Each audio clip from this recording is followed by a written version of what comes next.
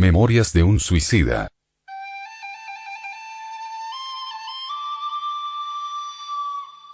Capítulo 2. Venid a mí.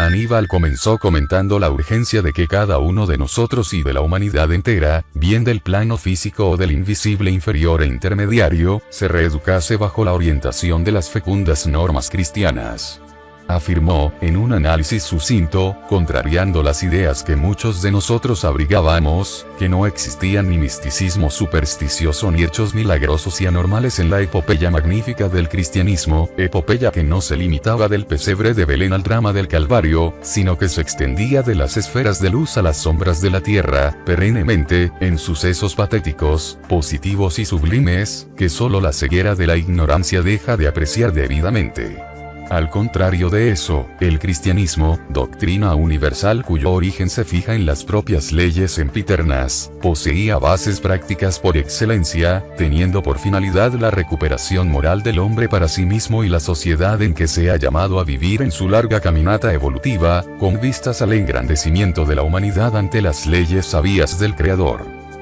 Recordó que los hombres terrenos habían proyectado sombra sobre las enseñanzas del excelso maestro, envolviéndolas en complejos calamitosos, al empañar el brillo de la esencia primitiva con innovaciones y adornos propios de la inferioridad personal de cada uno, desfigurando, de ese modo, la verdad de que son, las mismas enseñanzas, el exponente máximo.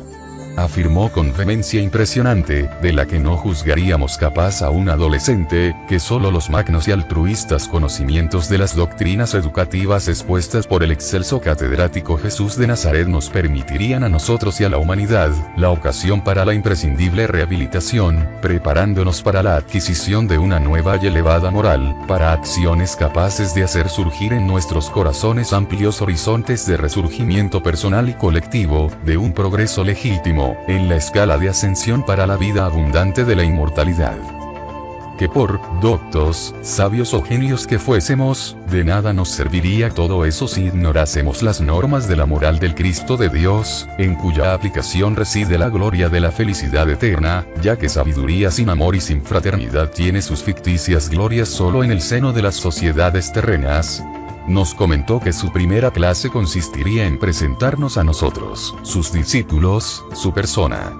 Que sería necesario que le conociésemos íntimamente, para que su ejemplo nos estimulase en la senda espinosa en la que deberíamos solventar grandes deudas, porque siempre es pedagógico que el mentor presente sus propios ejemplos a los alumnos, y también para que aprendiésemos a amarle, a confiar en él, convirtiéndonos en sus amigos y considerándole lo bastante digno de ser oído y acatado.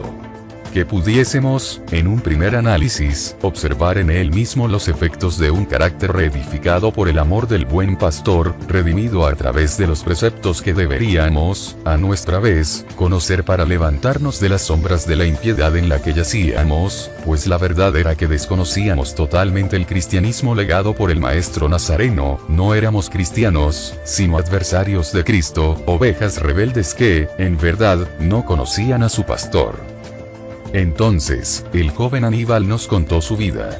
No solo la última existencia, en tierras de Italia durante los azarosos días de la Edad Media, sino las vidas pasadas terrestres en la evolución que le correspondió, sus deslices como espíritu en marcha, las luchas por la redención, los sacrificios y las lágrimas de las reparaciones, los impulsos hacia el bien, las incansables labores que le aportaron méritos en las inspiraciones del verdadero arrepentimiento por el tiempo perdido, trabajos siempre crecientes, cada vez más duros, como también el aprendizaje realizado durante la erraticidad, las tareas y misiones en el plano astral y en el físico, para probar la eficiencia de los progresos adquiridos, su devoción a Jesús Nazareno, a quien se unió por los ardores de una pasión que nada más podría ensombrecer o enfriar. Oíamos las palabras de Aníbal traducidas en imágenes y escenas que se reflejaban en la singular pantalla que estaba a su lado.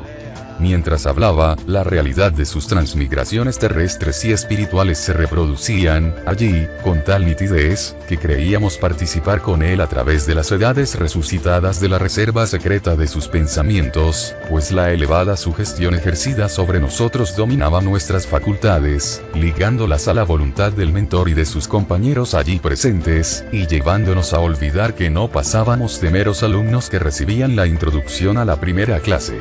Mucho más real, completo y sugestivo que el cinematógrafo de nuestros días y más convincente que las escenas teatrales que tanto absorben y arrebatan al espectador, porque era la vida en sí misma, natural, humana, realmente vivida. El examen retrospectivo del pensamiento de Aníbal fue pasando gradualmente por la pantalla mientras ni siquiera de él nos acordábamos, pues no le distinguíamos, sino los hechos conmovedores que se imprimían en nuestras mentes como estímulos para futuras acciones. Cuando cesó el dramático desfile, el bello instructor adolescente aparecía en nuestro entendimiento como un ser amado de quien nunca más queríamos apartarnos. Fue, por así decirlo, una participación completa de nuestras almas con la suya lo que se produjo a través de las exposiciones realizadas, porque nos impulsaba hacia él la más viva atracción afectiva, correspondiendo, de esta forma, nuestros sentimientos a sus nobles y fraternales deseos. No obstante, observando nuestra confusión, pues todavía no teníamos conocimientos suficientes para entender perfectamente la clase, el profesor dijo, terminando los trabajos del día: queridos discípulos, las escenas que acabáis de ver, en esta pantalla reproductora, que es un espejo singular, desconocido para vosotros, donde dejé que se reflejase mi propia alma, fueron mis recuerdos, despiertos y tactos, vivos, de los rincones supremos de la conciencia. Todos los hijos del Altísimo, al vivir las existencias planetarias y espirituales, las imprimen en los archivos del alma, en las capas profundas de la conciencia, toda la gran epopeya de las trayectorias vividas, las acciones, las obras y hasta los pensamientos que conciben.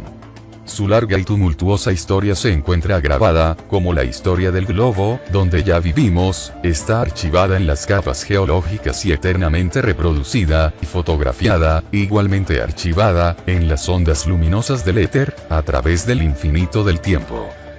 A su vez el periespíritu, el envoltorio que tenemos actualmente, como espíritus libres del cuerpo físico, aparato delicadísimo y fiel, cuya maravillosa constitución todavía no podéis comprender, registra, con nitidez idéntica, los mismos depósitos que la conciencia almacenó a través del tiempo, los archiva en sus arcanos, los refleja o expande conforme a la necesidad del momento tal como lo hice ahora, bastando para eso la acción de la voluntad educada. Si tuvieseis educadas las facultades de vuestra alma, si, habiendo ido a las universidades, en la tierra y esclareciendo inteligencias como hombres que fuisteis, hubieseis cultivado igualmente los preciosos dones del espíritu, conquistando los sublimes conocimientos de las ciencias psíquicas, además de no haber existido en vosotros la derrota producida por el suicidio, por haber estado en planos superiores a los de las pasiones y locuras que provocan este lamentable acto, ahora estaríais a la altura de comprender mis expresiones mentales sin la ayuda material, por así decirlo, de este aparato que fotografió y animó mis pensamientos y recuerdos, reproduciéndoles, para vosotros, tal como están archivados en los libros secretos de mí. Es una operación delicada la que acabáis de ver. Exige sacrificio por parte de quien lo realiza. Mis hermanos de ideal aquí presentes y mis discípulos proporcionaron los fluidos magnéticos necesarios para corporificar las imágenes y la reproducción de los sonidos, para que mi esfuerzo no fuese excesivo, y envueltos en un ambiente dominado por ondas especiales, de un magnetismo superior, que es nuestro principal elemento, vosotros mismos os sugestionasteis en la convicción de vivir conmigo mis vidas, cuando la verdad es que solo asistíais al desarrollo del pasado depositado en mi ser. Os comunico que no tardaréis en sufrir las mismas experiencias, extrayendo de vosotros mismos el pasado que aún duerme, porque mantenéis, embrutecidas por las repercusiones de vuestro estado de suicidas, dones del alma que en las entidades normales despiertan con facilidad al ingresar en la espiritualidad. Sin embargo, no es mi misión el orientaros en este riguroso examen retrospectivo. El conocimiento que adquiristeis con el hecho que habéis presenciado es normal en los planos de la espiritualidad, aunque vulgarísimo, y un día enriquecerá las adquisiciones intelectuales y científicas de la Tierra, para galardón de los hombres, a través de la ciencia psíquica trascendental. Hasta ese momento, tendrá el hombre que moralizarse y desarrollar facultades preciosas del espíritu, que, hasta el momento, ignora poseer, para, solo entonces, hacerse digno de tan sublime adquisición, para que no se sirva de un don de naturaleza divina como instrumento de crímenes y pasiones subalternas, como ha sucedido con otros valores sagrados que hasta hoy ha recibido. En la propia tierra, ese don, cuyo valor inestimable todavía es desconocido para las inteligencias vulgares, fue ejercido para las altas finalidades de la educación de las primeras masas que se hicieron cristianos. Sería difícil hacer comprender el sublime alcance del Evangelio del Reino a criaturas simples y analfabetas, solo con el ardor de la oratoria y la magia de la palabra. El Nazareno, compasivo y amoroso, Señor de poderes psíquicos incalculables para nosotros, donó la mayor fuerza mental que podamos concebir, y al exponer sus hermosas lecciones creaba escenas y las corporificaba, dando a los oyentes maravillados el esplendor de visiones interiores, que su pensamiento fecundo y poderoso no se cansaba de distribuir. Es cierto, sin embargo, que no todos aquellos que le oían estaban a la altura de comprenderle. Incluso entre los escogidos para auxiliarle en el ministerio redentor hubo quien no le comprendió. Pero los otros, para quienes él representaba la luz incorruptible de la verdad, los humildes, los sufridores sedientos de justicia y esperanza, los de buena voluntad, destituidos de vanidad, en quienes el egoísmo no hacía mella, vibrando más o menos en armonía con él, seguían las ondas creadoras de su pensamiento luminoso y absorbían sus enseñanzas ejemplificadas de todas formas. Sus discípulos, del mismo modo, al hablar de él, inconscientemente proyectaban recuerdos y pensamientos que, recogidos por los cooperadores espirituales encargados de asistirles, eran inmediatamente corporificados, en sugestiones poderosas, para la visión del oyente sincero y de buena voluntad, que pasaba de oír una narración a visualizarla, y la veía como si estuviese presente en los hechos sublimes del inolvidable Maestro. De la misma forma, queridos discípulos, daremos nuestras lecciones sobre la doctrina legada por el Divino Instructor, pues la dirección de esta colonia tuvo la muy acertada inspiración de adoptar este método para la instrucción de sus internos, ya que con él es imposible que existan interpretaciones personales, conceptos erróneos, argumentos o interpolaciones.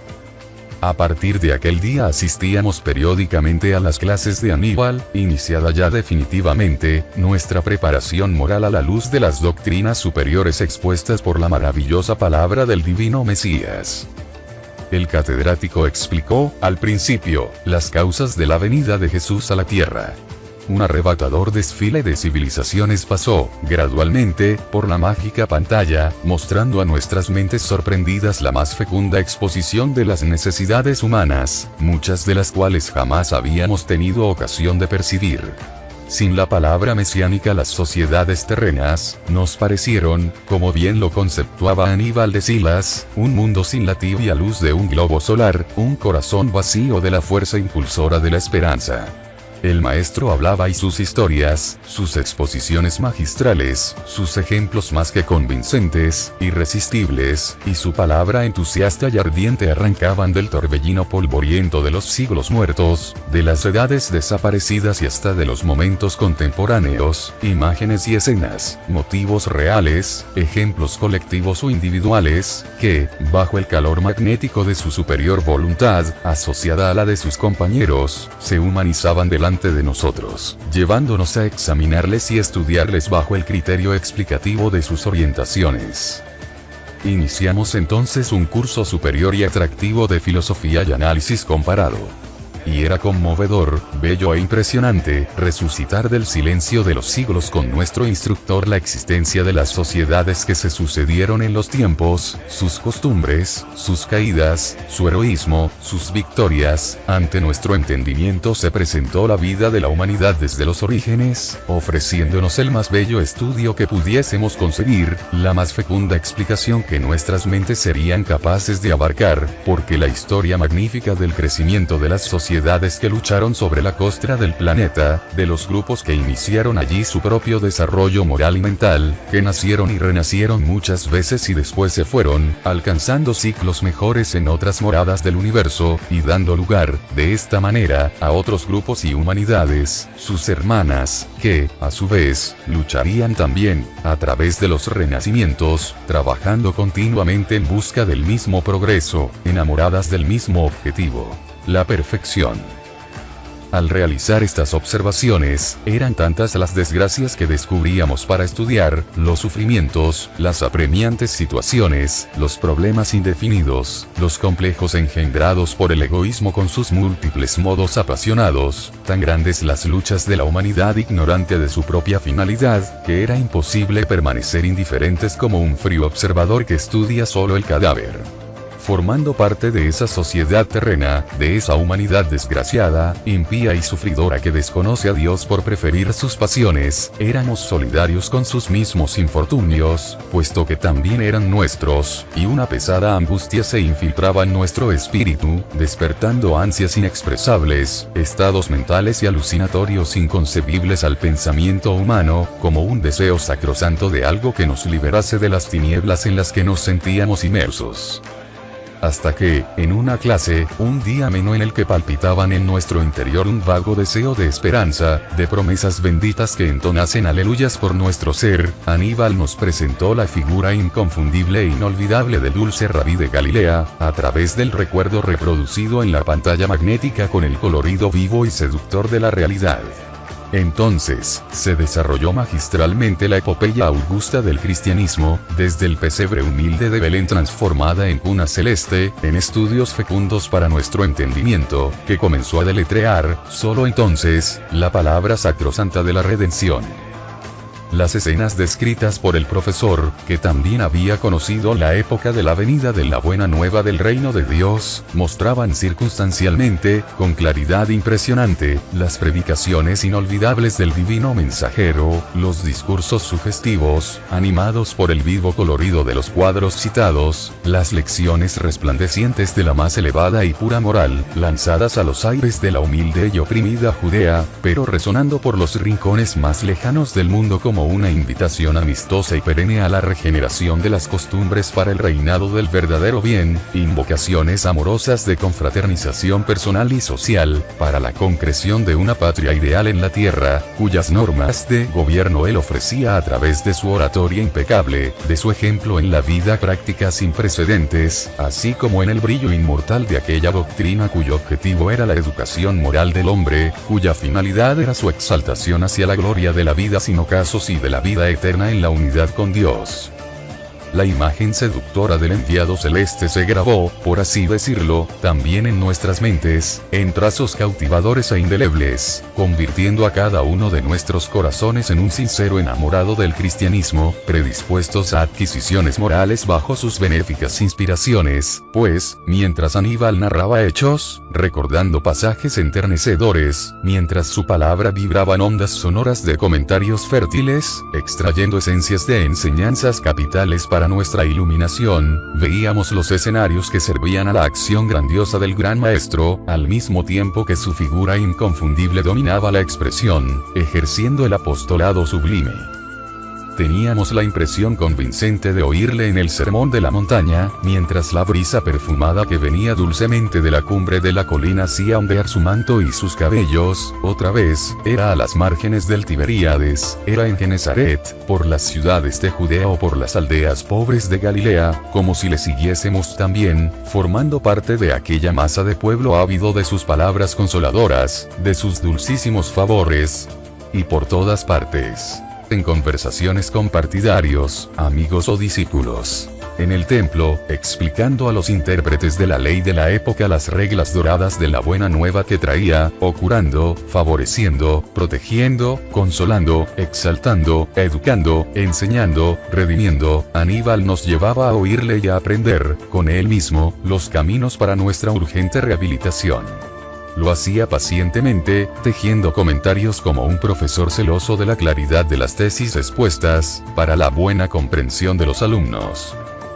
fuimos informados de que no solo la tierra recibió el premio de la buena nueva, a través de su palabra de bondad y redención, sino también el astral inferior fue visitado por su presencia, ya que él tenía suficiente poder para presentarse en cualquier lugar, haciéndose visible como quería, y ya que se trataba de un lugar donde los infortunios y las calamidades de orden moral son, indudablemente, más intensos y profundos que los del planeta, allí también comparecía, convirtiendo espíritus que permanecían hacía siglos en las tinieblas de la ignorancia o en el pozo del ostracismo, tal como en la tierra convertía hombres, extendiendo a todos su mano fraterna y redentora.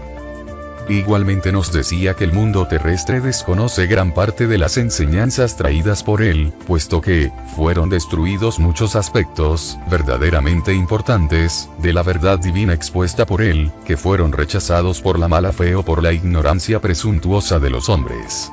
Pero llegaría el momento en que su doctrina grandiosa sería debidamente situada para el conocimiento de todas las sociedades. Para eso, la tercera revelación de Dios a los hombres había sido ya ofrecida a la humanidad en nombre del Redentor, y nosotros mismos, que éramos espíritus, estábamos invitados a colaborar con ese movimiento dirigido por el Maestro, intentando hablar con los hombres para revelarles todas estas cosas, porque la llamada tercera revelación no era más que un intercambio ostensivo y minucioso, de ideas entre los espíritus y la humanidad, subordinado a los dictámenes tanto de la ciencia universal como de la moral excelente del propio Cristo de Dios. Después, al terminar el drama del Calvario, conocimos las ardientes luchas de los discípulos por la difusión del testamento regenerador del Maestro, el martirio de los humildes y abnegados cristianos, inspirados siempre por la fuerza inmanente de la fe, y la reforma consiguiente de los individuos que se sometían a aquellos principios regeneradores y educativos. Estudiamos, analizamos e investigamos todo cuanto era posible a nuestra mentalidad admitir respecto a la doctrina de Jesús Nazareno. Muchos tomos complejos y delicados necesitaríamos escribir para poder dar cuenta al lector de la profundidad y extensión de esa incomparable doctrina que tiene origen el propio pensamiento divino, y que, siendo la misma ley establecida por el Creador de todas las cosas, un día envolverá con su brillo inmortal a todos los sectores de las sociedades terrestres y espirituales. Nos sentíamos atraídos y arrebatados. Solo entonces comprendimos la razón de la súbita transformación de María Magdalena, tan seductoramente señalada en el Evangelio del Señor. De Saulo de Tarso, persona escogida por el Mesías celeste. Y lo que antes nos parecía un mito o leyendas fabulosas de místicos orientales, se agrandó en nuestro entendimiento como un hecho lógico e irresistible, que no podía dejar de existir tal como se dio y las tradiciones narraron. Presentado a nuestra comprensión de esta forma, naturalmente, con sencillez, sin los adornos de los misterios con que los hombres se obstinan en ofuscar su grandeza, el enviado celeste se impuso a nuestra convicción realmente como el Maestro por excelencia, el guía incomparable, dedicado al superior ideal de la regeneración humana a través del amor, de la justicia y del trabajo. Le comprendimos y amamos lo necesario para abastecernos de fe y de la esperanza, cualidades indispensables al espíritu en marcha hacia el progreso, que, hacía siglos, nos faltaban en el patrimonio de nuestros corazones. Ese admirable curso requirió nuestra buena voluntad y esfuerzo, y de la abnegación de nuestro preceptor espiritual, así como largos años de dedicación y estudios incansables, de ejemplos y práctica, ya que la doctrina mesiánica es práctica por excelencia, confirmándose invariablemente a través de la vida cotidiana de cada adepto. Era la iniciación cristiana rigurosamente administrada, para no dejarnos motivos ni ocasiones para futuros deslices en los campos de la moral. Pero el camino parecía extremadamente largo y duro para muchos de nuestros compañeros, que se dejaban vencer ante la labor espinosa y constante, que era imprescindible desarrollar todavía. Habíamos llegado a una época de nuestra existencia de espíritus en la que ya no era posible parar, aplastados bajo los engranajes del desánimo. Reaccionábamos contra las amenazas de la debilidad, de la angustia que nos rondaba, comprendiendo que debíamos seguir a pesar de las infinitas luchas que nos esperaban en el porvenir, mientras que la protectora voz de la conciencia nos advertía que, con el profesor magnífico de Nazaret, tendríamos los recursos necesarios para la jornada que se presentaba ante nuestro entendimiento de delincuentes arrepentidos. venid a mí, los que sufrís, y yo os aliviaré, atendíamos a la dulce e irresistible llamada y avanzábamos, y seguíamos. Jesucristo, divino redentor de las almas frágiles y rebeldes, cumplía la promesa. Nos atraía con sus enseñanzas sublimes, nos acogía en su redil y nos convencía a perseverar en sus consejos, probándonos todos los días, a través de la transformación milagrosa que se operaba en nuestro ser y su caritativo interés en desviarnos de la desgracia para encaminarnos a la redención. Impresionados por este curso atractivo, que tanto alivio nos proporcionaba, olvidábamos los dramas penosos, el desequilibrio de las pasiones que nos habían llevado a la desgracia, olvidábamos la tierra y solo nos acordábamos de ella gracias a otros estudios que recibíamos de forma alternativa, para una preparación más eficiente, pues, como ya hemos citado, teníamos clases prácticas, donde afianzábamos el aprendizaje teórico, antes de que las pruebas reales en una nueva encarnación terrestre nos diesen la palma de la rehabilitación. No era raro recibir la visita, durante las clases, de otros antiguos maestros de iniciación, que, presentados por nuestro catedrático, exploraban conceptos y apreciaciones respecto a las doctrinas y normas cristianas, con un ardor impresionante y sublime. Obteníamos nuevos motivos para nuestra instrucción, ni menos bellos ni agradables de lo que los que diariamente nos exponían. Vivíamos como reclusos, bien cierto, no había permiso para salir de la colonia a no ser en grupos escoltados, en los grupos de aprendices, pero también no era menos verdadero que vivíamos rodeados de una asistencia selecta, en el ámbito social de una pléyade de educadores e intelectuales cuya elevación de principios sobrepasaba todo cuanto podríamos concebir. Comprendíamos que esa reclusión era una dádiva magnánima para ayudarnos a progresar, y nos resignábamos a ella con paciencia y buena voluntad. Diariamente, al atardecer, podíamos descansar en el gran parque de la universidad. Nos reuníamos en grupos homogéneos y conversábamos sobre nuestras vidas y la situación presente. Nuestras buenas preceptoras, las vigilantes de cada grupo, generalmente tomaban parte en esos descansos, y también nuestras hermanas de los departamentos femeninos, lo que nos permitió ampliar mucho nuestras relaciones de amistad. Era difícil, después de 10 años de internado en el Instituto de Ciudad Esperanza, reconocer en nosotros las figuras enfurecidas y trágicas del Valle Siniestro, aquellos seres reproduciendo a cada instante el acto maléfico del suicidio y sus satánicas impresiones. Sosegados por la esperanza y aliviados por la magia envolvente del amor de Jesús, bajo la inspiración de cuyas enseñanzas ensayábamos un nuevo vuelo, éramos entidades que podrían ser consideradas normales, si no fuera por la conciencia que teníamos de nuestra propia inferioridad de tránsfugas del deber, lo que mucho nos afligía y avergonzaba, considerándonos indignos nosotros mismos y no merecedores del auxilio del que nos rodeaba. Las solemnidades del Ángelus nos encontraban, frecuentemente en el parque. Se acentuaba la penumbra en nuestra ciudad y la nostalgia dominaba nuestros sentimientos. Del templo, situado en la Mansión de la Armonía, donde iban con frecuencia los directores y educadores de la colonia, partía la invitación a los homenajes que debíamos prestar a la protectora de la legión a la que pertenecíamos todos, María de Nazaret.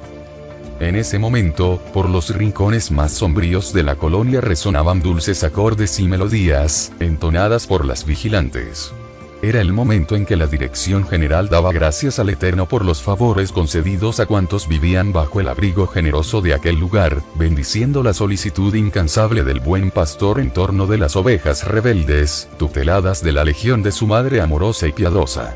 Y era cuando bajaban órdenes de lo más alto, orientando los intensos servicios que se efectuaban bajo la responsabilidad de los dedicados siervos de la legión. Sin embargo, no nos obligaban a orar. Lo hacíamos solo si queríamos. Sin embargo, jamás tuvimos conocimiento de que algún aprendiz o interno se negase a agradecer al Nazareno o a su buenísima madre, entre lágrimas de sincera gratitud, los favores recibidos de su inapreciable amparo. La ternura de aquella oración, tan sencilla como excelsa, despertaba en nuestras mentes los más tiernos recuerdos de la existencia. Volvíamos a ver los dulces y añorados días de la infancia, las figuras cariñosas de nuestras madres enseñándonos el dulce homenaje del arcángel a la Virgen de Nazaret, y las palabras inolvidables de Gabriel, ungidas de veneración y respeto, repercutían en las profundidades de nuestro yo, impregnadas del añorado sabor del desvelo materno que, en la vida planetaria, jamás supimos debidamente considerar. Llorábamos. Y rodeaban a nuestro ser agudas añoranzas familiares y de la cuna natal, del hogar que habíamos menospreciado y enlutado, de los entes queridos y amigos a los que herimos con la deserción de la vida, predisponiéndonos a un gran pesar en nuestros sentimientos, como nuevas fases de remordimientos dolorosos. Entonces orábamos, allí mismo, en la tranquilidad del parque o recogidos en un lugar determinado, orábamos sintiendo cada día un benéfico aliento vivificando nuestras almas, como si misericordiosos bálsamos refrescasen nuestras conciencias de los excesivos ardores que habían rasgado nuestro ser, las garras infames del suicidio que nos había deprimido y desgraciado ante nosotros mismos. Y, mezclado con el consuelo, súbitamente se agrandaba la necesidad imperiosa de hacernos dignos de esa misericordia que nos amparaba tanto. La necesidad de los testimonios que probasen a Dios nuestro inmenso pesar por reconocernos graves infractores de sus magníficas leyes.